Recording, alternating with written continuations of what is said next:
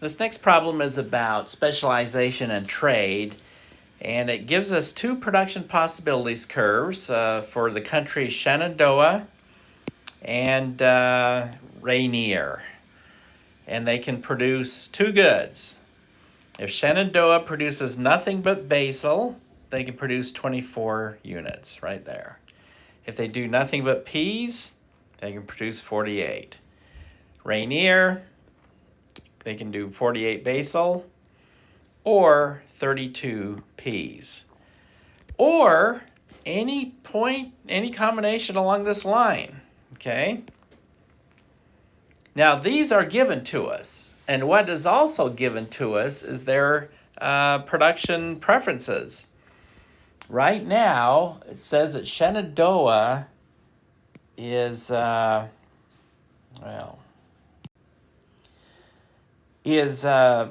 currently producing 24 units of peas, and it says 12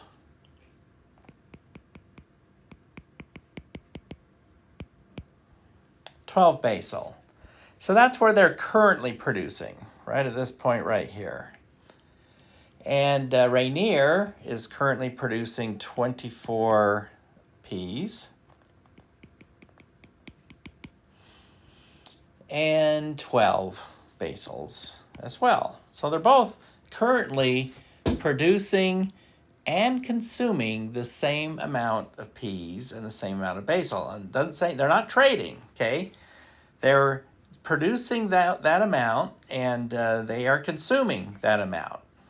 Remember, if you don't trade, you can only consume what you produce. So each country is producing and consuming 12 basils and 24 peas. Now it wants us to figure out who has the comparative advantage in each good. So let's see, change in basil over change in peas. And we see that if Shenandoah produces 48 peas, okay,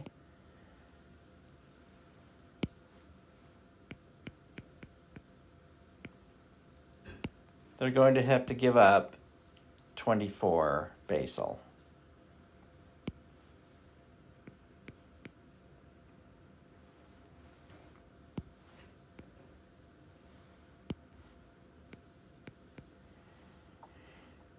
Okay, so 48 peas cost them 24 basil. Divide through, and that denominator becomes a 1. And we've got 24 over 48, that's a half, and equals 0.5. So we've got 1 pea costs 0.5 basil in Shenandoah. Do the same thing over here for Rainier.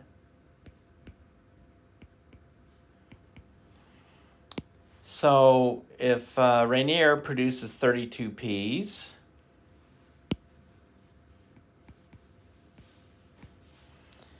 they're going to have to give up, whoops, whoa, hit the wrong button there. No. Okay, they're going to have to give up 48 basil. Okay, that equals 48 divided by 32 is 1.5.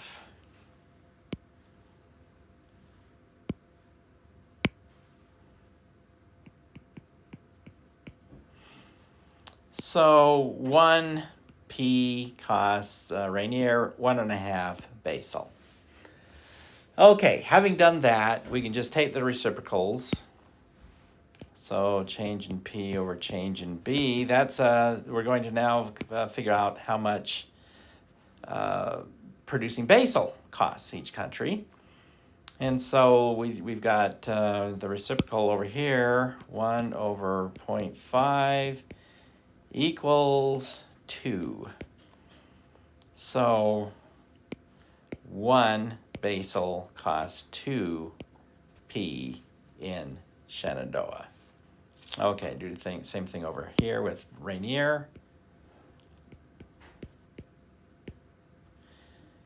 And we have the reciprocal over here. That would be 1 over 1.5. That equals 0.67. So 1 basal costs 0.67 P's in Rainier. Okay, so who has the comparative advantage in P's? Well, we've got P's in the denominator here. So 1 P costs 0.5 basal in Shenandoah. 1 P costs 1.5 basal in Rainier. So the lowest cost is here. 0.5 is less than 1.5. So looks like the comparative advantage of P's is Shenandoah. So let me circle that so we won't forget. Okay, Shenandoah is going to produce the P's. Okay, they're going to specialize in that because they have the comparative advantage. Now, we also see over here that for basal, in Shenandoah, 1 basal costs 2 P's, and in Rainier, 1 basal costs 0.67 P's. So Rainier, 0.67 is less than 2, so Rainier is the low-cost producer, and they should specialize in basal. I'll circle that so we don't forget. Okay. They now ask the question, if each country specializes in the area of their comparative advantage, between the two of them, how many P's and how many basal can they produce? Well, if Shenandoah specializes in P's, they can produce 48 P's. And if Rainier specializes in basal, they can produce 48 basal. So between the two of them, in this world of these two countries, they can have 48 P's and 48 basal. Okay, the last part here is just a little bit tricky. It says, suppose that Shenandoah and Rainier agree to trade. Each country focuses its resources on producing only the good in which it has a comparative advantage. So, Shenandoah is going to produce only P's, 48 P's. Rainier is going to produce only basal, 48 basal. And they're going to trade 16 million pounds of peas for 16 million pounds of basal. So they're just going to exchange 16 million. So let's start with Shenandoah.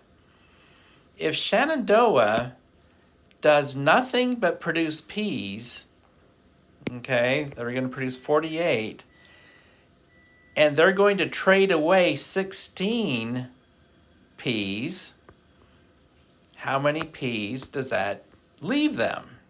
How much do they get to consume once they trade away 16? Well, that would be 48 minus 16, and that leaves them with 32, right?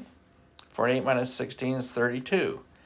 So the 32 there is a consumption point. Now, what did they get back for those 16 P's? Well, it says they get 16 basal.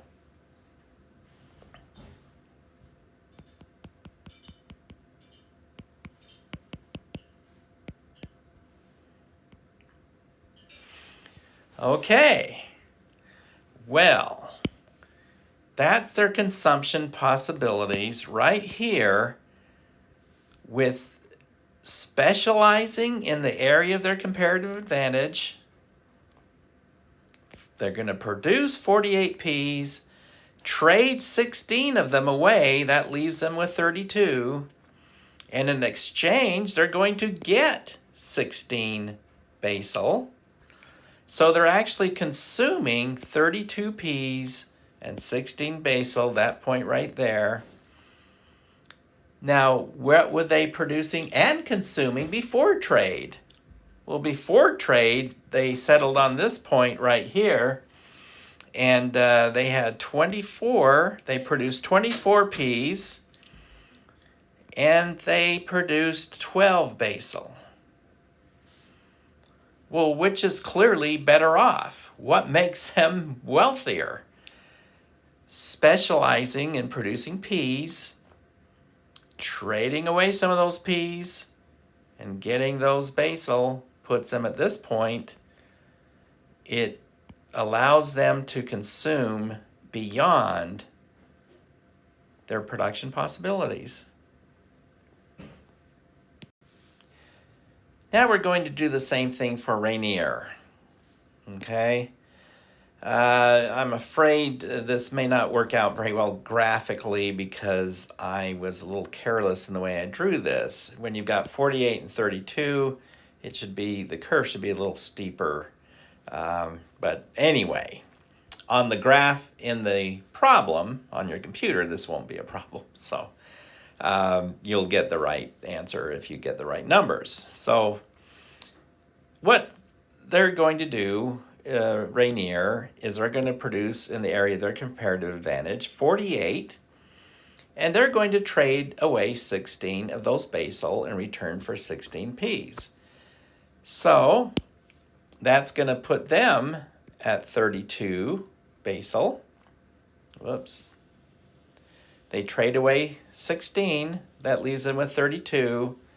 And they're going to get, in return, 16. Okay, well, it is outside the production possibilities curve, thank goodness. So this is their consumption possibilities right there. That's where they're going to be able to consume.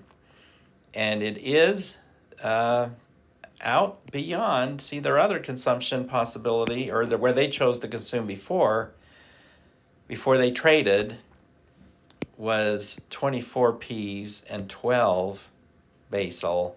Now they can have 32 basal and 16 peas, which is this point here, which is outside the point. The main idea here, the main point is that it's outside. This is outside. It's beyond their previous consumption possibilities without trade. Okay. Now, the last question. True or false, without engaging in international trade, Shenandoah and Rainier would not have been able to consume at the after-trade consumption bundles. Well, of course that's true. The only reason they can get out here is with specialization and exchange.